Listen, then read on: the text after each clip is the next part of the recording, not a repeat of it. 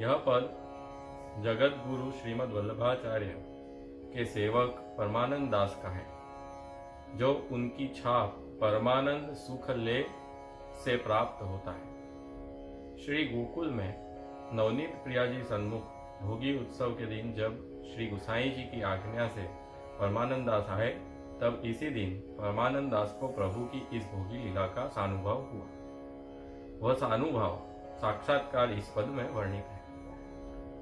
प्रथम पंक्ति, भोगी भोग करत सब रस को, नंद नंदन जशोदा को जीवन, गोपिन मान पति सर्वस्व को। इसका अर्थ है कि श्री जशोदा जी और श्री नंदराय जी के लाल जी, ब्रज के प्रभु नंद नंदन, यह जगत के और भक्तों के भोक्ता हैं।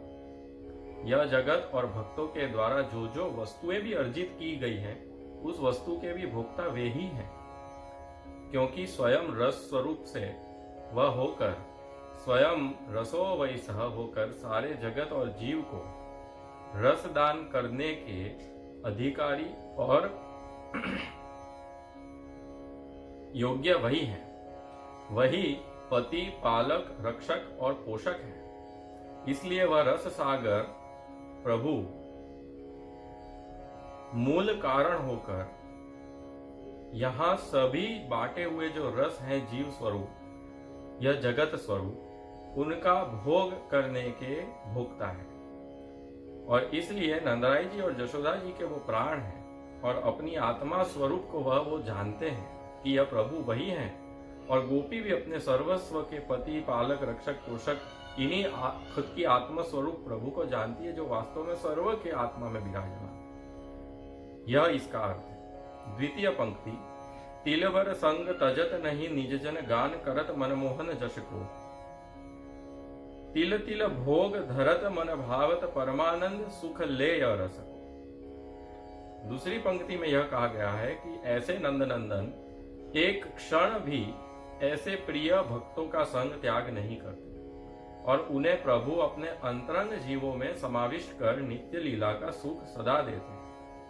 फलस्वरूप वह भक्त ऐसे मन को मोहने वाले मनमोहन की लीला का गान करते करते नहीं थकते। इसके उपरांत वह भक्त स्वयं को तिल तिल कर, यानी प्रेम प्रेम से क्षण क्षण तिल तिल अपनी एक एक वस्तु, एक एक क्षण सुख पूर्वक प्रभु ग्रहण करे, उस तरह थोड़ा थोड़ा करके सर्व समर्पण तत्सुख के भाव से करते हैं, भोग्या भाव से करते हैं और प्रभु को मन में भाए उस प्रकार प्रस्तुत करते हैं।